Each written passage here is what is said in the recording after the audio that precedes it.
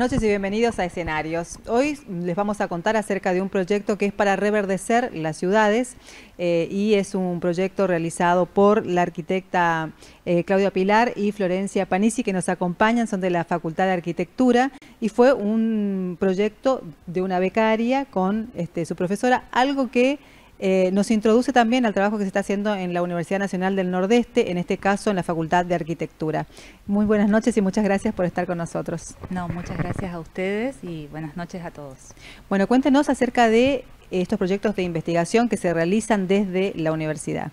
Bueno, nosotras formamos parte de la Facultad de Arquitectura y Urbanismo dentro de un instituto de investigaciones de tecnología sobre el diseño ambiental del hábitat humano que se llama IDDAU, y en ese marco se desarrolla una serie de proyectos, todos enmarcados en la cuestión ambiental, en los objetivos de desarrollo sostenible, uno de los cuales abordó de forma directa Florencia Galizzi, que en dos ocasiones con este proyecto fue ganadora del trabajo de mejor becario. Primero en unas cuestiones más teóricas y después con un prototipo más aplicable en relación a las envolventes verdes. ¿Qué son las envolventes verdes y por qué te interesaste en esto, Florencia? En primer lugar, lo que quisimos hacer fue abordar la temática de manera más general.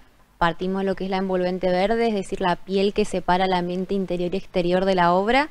La misma puede ser aplicada de manera horizontal, vertical o bien inclinada, y esta es la versatilidad que ofrece este tipo de estrategias pasivas, lo que serían las estrategias de diseño.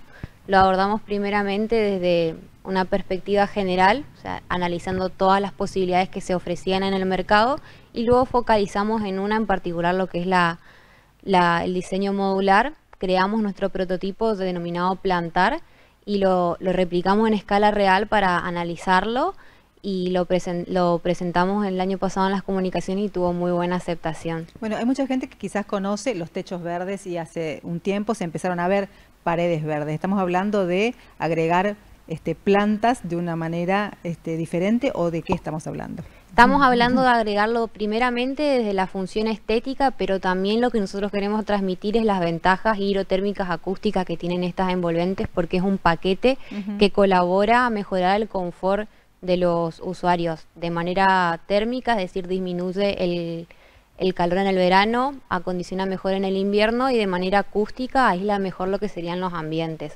Entonces, desmitificar la idea de que es solo algo estético, sino más bien algo para mejorar el confort. Claro, y aumenta la superficie verde en las ciudades. Aumenta la superficie verde, purifica lo que sería el oxígeno, disminuye las emisiones de gases del efecto invernadero, fomenta lo que sería la flora autóctona, y a la vez sería una buena estrategia para fortalecer la producción local, o sea, dar mano de obra a trabajadores locales.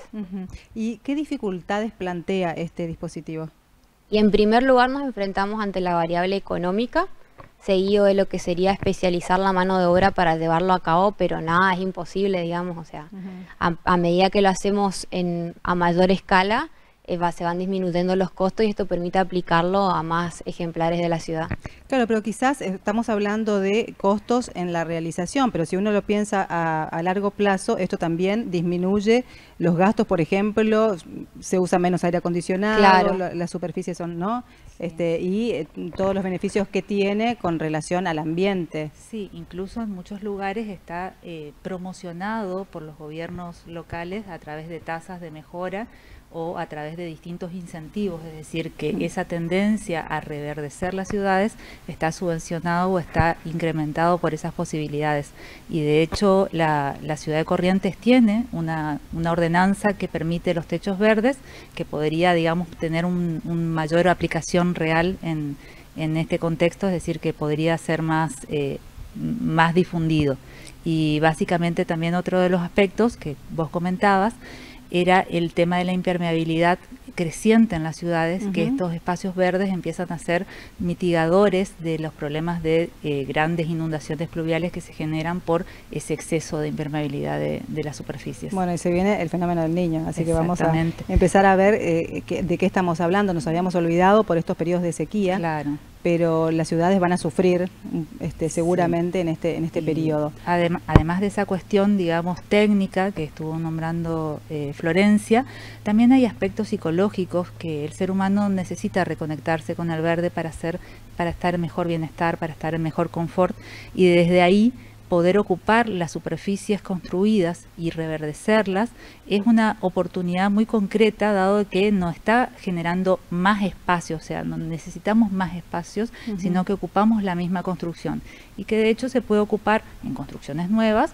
o en refacciones, en remodelaciones. Todo podemos hacer un pequeño paso hacia reverdecer nuestros contextos con estas superficies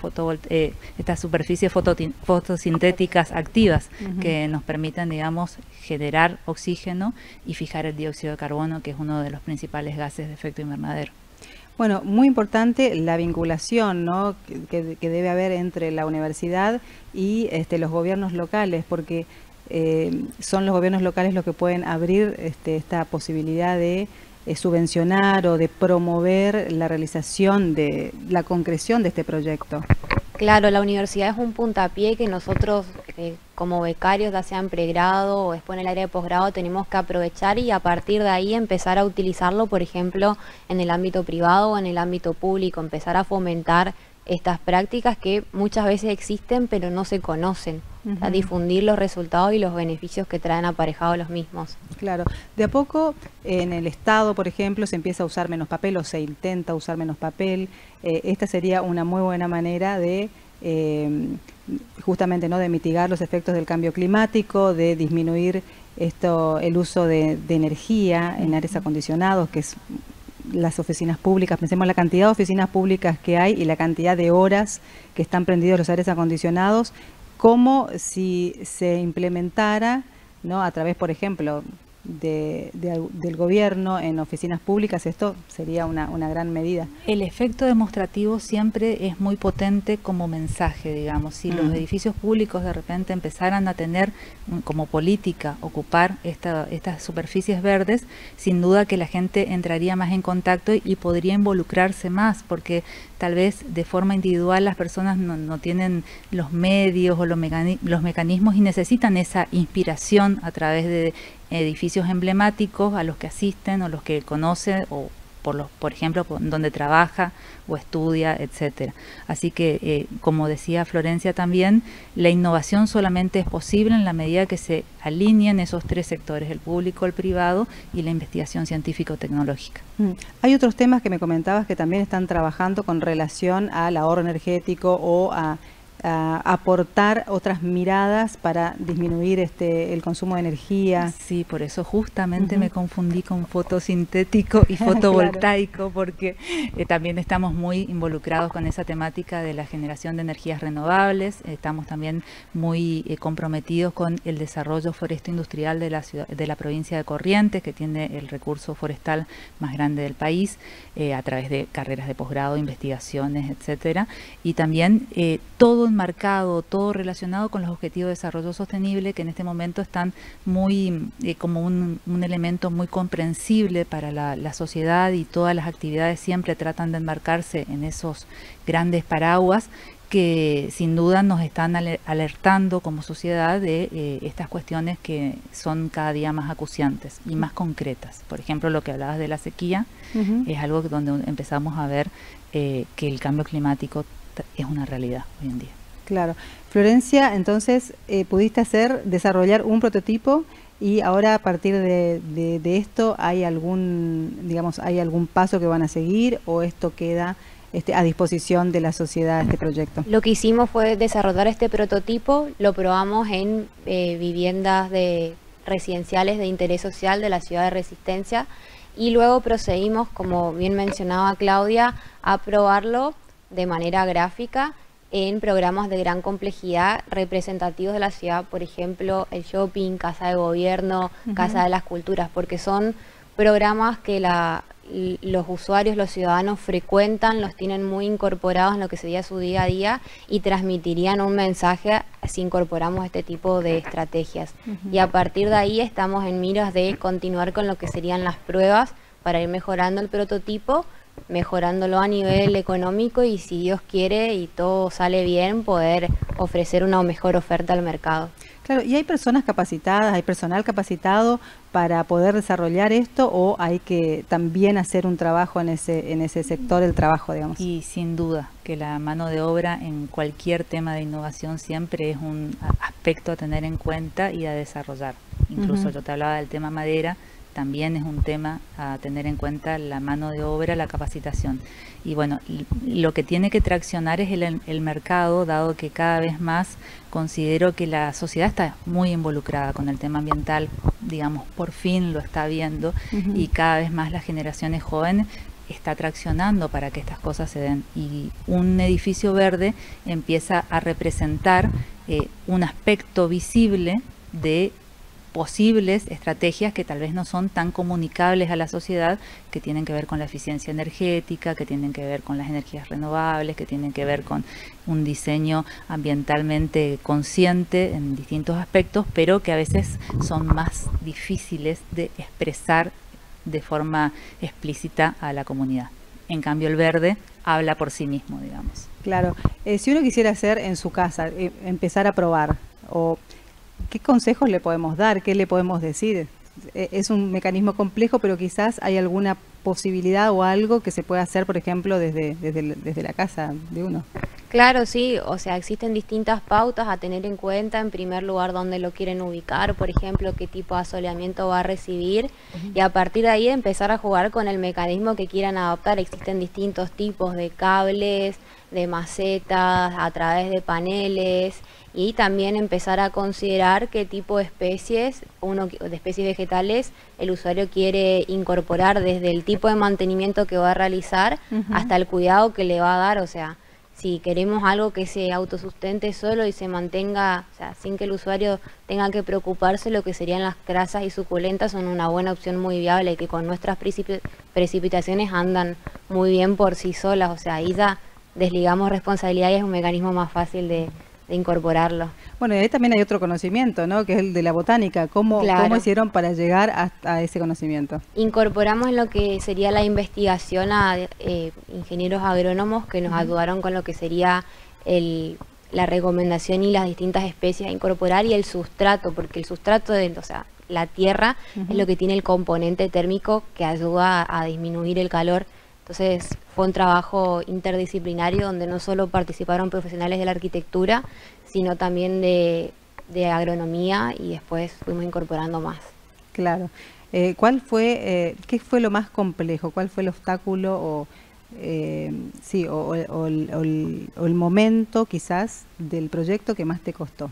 Construirlo nos costó, o sea, lo hicimos, si nosotros podemos hacerlo. Yo lo hice con mi papá, así que si lo pudimos hacer, cualquiera lo puede hacer.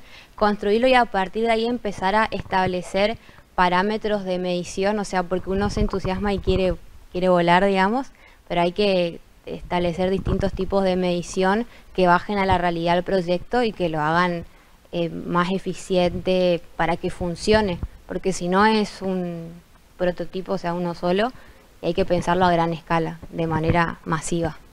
Así que eso fue el momento más difícil. Claro, para vos. dar el primer paso de bajarlo a la realidad, bajar de la teoría. Por ahí a los investigadores nos cuesta, estamos en la nube y cuesta bajar a la realidad. Dar ese primer paso fue lo más difícil, pero a partir de ahí se abrieron un montón de posibilidades que nos fueron entusiasmando. Además lo hizo en pandemia, así que tenía restricciones de compra de materiales, de cosas, así que realmente un mérito importante de Florencia. Pero básicamente el módulo plantar lo que está queriendo también es lo que vos estás preguntando: ¿cómo hace una persona común para tener un muro verde? No, digamos que no puede acceder a un sistema hidropónico, un sistema con riego, etcétera, y de alguna manera esta posibilidad de colocar un módulo preelaborado, prefabricado en una pared y ver qué pasa, ver de qué manera interactúa con el resto de la vivienda, qué mejoras genera y qué cuidados le lleva, etcétera, nos puede ser una manera de acercar a una persona común, no a un edificio en altura, no a una construcción de cero, el verde como disponibilidad inmediata. Bueno, como decía Florencia, ¿no? Hay una dificultad de los investigadores de llegar a implementar, a concretar los proyectos en la realidad, pero también están muy sustentados en la realidad, en los problemas que se van planteando y que se van presentando, ¿no? Sí, las problemáticas surgen de la realidad, están siempre en la universidad pendiente de cuáles son los temas que le interesa a la sociedad. Desde ahí siempre está conectado con esa dimensión y en todo momento hay un vínculo permanente con esta cuestión y siempre hay una intención de pasarlo a un plano concreto, una propuesta como el módulo plantar.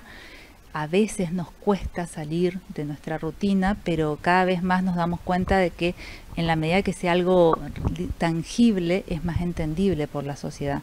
Y también, como decía Florencia, la visión de la cuestión ambiental, de cualquier aspecto de la cuestión ambiental, siempre es transdisciplinaria, multidisciplinaria, porque no se puede mirar desde una sola óptica. Requiere, convoca a que todas las profesiones, todas las disciplinas hagan su aporte. Así que esa es nuestra perspectiva. A veces es un poco difícil de lograrla porque cada uno tiene sus obligaciones, sus tiempos, sus limitaciones, pero bueno, es una aspiración que se puede lograr en gran parte en la universidad, dado que tenemos disponible todas las disciplinas.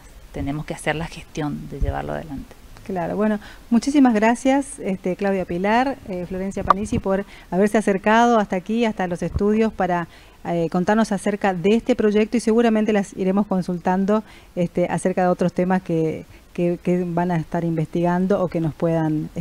Con todo gusto. Responder. La verdad que muchísimas gracias por el espacio, por difundir lo que hacemos y sobre todo devolverle a la sociedad tanto que nos da la universidad. Encontrar los mecanismos de vínculo para nosotros es fundamental porque nos debemos a la sociedad. La universidad es parte de la misma y tiene una fuerte necesidad de pertenencia a ese contexto. Muchísimas gracias, Florencia. Muchas gracias por el espacio. Estamos haciendo una pausa y ya seguimos en escenarios.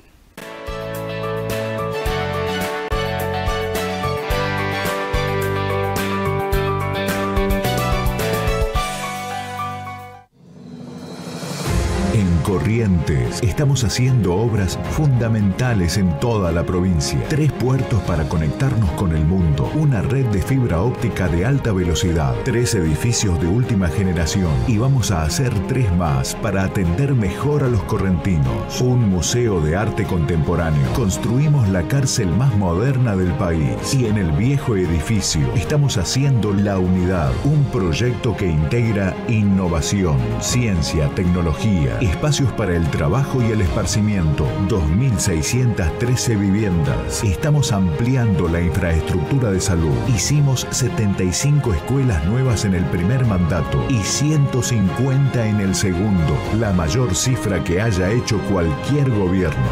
Somos Corrientes, tenemos futuro.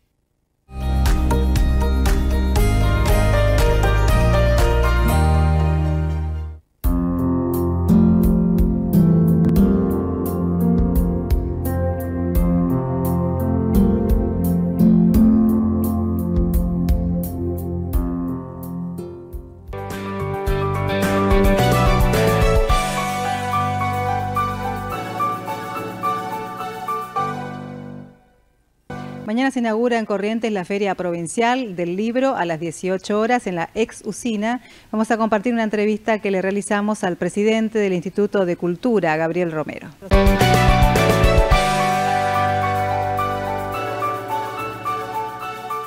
Que está con nosotros el presidente del Instituto de Cultura, Gabriel Romero, para conversar acerca de todo lo que va a pasar en esta feria. ¿Cómo estás, Gaby? Muy bien, buenas noches, ¿cómo estás? ¿Qué nos ofrece este año la Feria del Libro? Bueno, primero, creo que fundamentalmente la Feria del Libro es un espacio Que sirve para reflexionar, para pensar, para visibilizar a los escritores correntinos y de la región, y creo que esta posibilidad de repensar los 40 años de democracia es un tema central de alguna manera. Y ese pensamiento y esa posibilidad de pensar nos permite ir de alguna manera vinculando el escenario nacional con el escenario correntino y regional, y ahí ir intercalando, ¿no? Creo que esta presencia que hablábamos fuera de aire recién con vos, de Ricardo Gil Lavedra, nos va a permitir mirar desde una perspectiva los 40 años de democracia, pero también, por otro lado, el libro, por ejemplo, de Eduardo Ledesma, que hace una reflexión y una serie de reportajes a los gobernadores elegidos democráticamente en la provincia. En el medio, poder analizar, en algunos casos conocer, todas las cosas que transformaron la Argentina en estos tiempos, desde la perspectiva cultural, desde lo legislativo. Cuando empezamos a trabajar en la producción de la feria, hablábamos de las cosas que cambiaron la Argentina en los 40 años, y son muchos temas, ¿no? Desde, qué sé yo, la ley de divorcio, la ley de género, la economía, la cultura, el diseño, el arte. Creo que hay mucho, y creo que eso es lo que ofrece la Feria Provincial en esta edición. Así es, y vamos a tener la presencia también de el director, creo que es así, de la organización de la fundación de la Feria del Libro. El Libro, que es el presidente, que es el señor Bacaro. Además, bueno, Willy Coan, los escritores correntinos, regionales, y como siempre digo, la Feria del Libro también es un espacio de comercialización, que en estos tiempos no son cosas menores. La Feria del Libro el año pasado generó una posibilidad de ventas, no solamente a editoriales, a libreros, sino también a emprendedores, con un número muy importante. Me parece que desde el gobierno provincial podemos generar este escenario también que sirva para poder comercializar y generar espacios de trabajo. Bueno, y también es un espacio para reflexionar acerca de todos estos años de gestión a través de un libro que va a presentar el instituto, ¿no? Exactamente, estamos presentando un libro que muestra los últimos años de gestión del Instituto de Cultura. Son muchos años porque por un lado estamos en la gestión del 2009, pero el instituto se creó en el 2011 y habíamos hecho, el año pasado terminamos, y todo este año estuvimos entre ajustando y diseñando el libro, que lo editó Eudeva, y que lo vamos a estar presentando. Es un libro colectivo, yo soy el coordinador, editor, pero hay textos desde el gobernador Gustavo Valdés a Jorge Melguizo, que es un referente colombiano muy importante. Que vino varias veces a Corrientes. Vino muchas veces a Corrientes, y es el transformador de alguna manera de Medellín, desde el punto de vista cultural, y también, bueno, funcionarios y exfuncionarios de la gestión cultural que también hablan de lo que se hizo en Corrientes, o bueno, desde Eduardo Sibori, Sara Español, Maya Eirin, muchos que pasaron en algún momento y otros que siguen estando. ¿Cuáles son los parámetros para evaluar la gestión cultural? Me parece que fundamentalmente, primero conceptualizar qué es la cultura o cómo se pensaba la cultura. Ya lo habíamos hecho hace unos años con una publicación que analiza desde la creación de la Dirección de Cultura en la década del 40 a la actualidad. Y me parece que, bueno, cómo se piensa la gestión cultural, qué es la gestión cultural, cómo fue cambiando y cómo de alguna manera hicimos intentos de materializar esa idea, ¿no? Sobre todo, bueno, pensar que la gestión cultural no es solamente en el evento, como la importancia que tienen los procesos, los temas de inclusión. Por eso el texto de Melguizo es muy importante pensar en eso desde el proyecto que llevamos adelante en el barrio La Olla con la universidad y con CONICET. Entonces, bueno, creo que por ahí va el asunto, ¿no? Pero también hablamos de todo el equipamiento cultural que se hizo a lo largo de estos años, el compromiso tanto del gobernador anterior como el actual sobre el equipamiento cultural, el rol que tiene el Comité Iberá, lo que significó la postulación del chamamé como patrimonio de la humanidad, ese logro importantísimo, el crecimiento de la fiesta del chamamé. Creo que hay una cantidad de ítems que cuando uno mira en perspectiva, la presencia de José Carreras, por ejemplo, claro.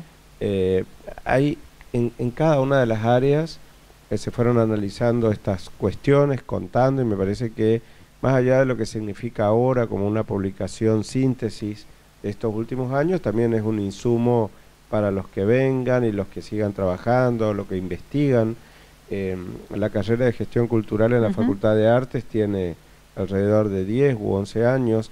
También es un material para eso, ¿no? Para pensar la gestión cultural con sus aciertos y los errores. Me parece fundamental. Lo mismo se hace en el Chaco, recopilando de alguna manera lo que significa la gestión cultural.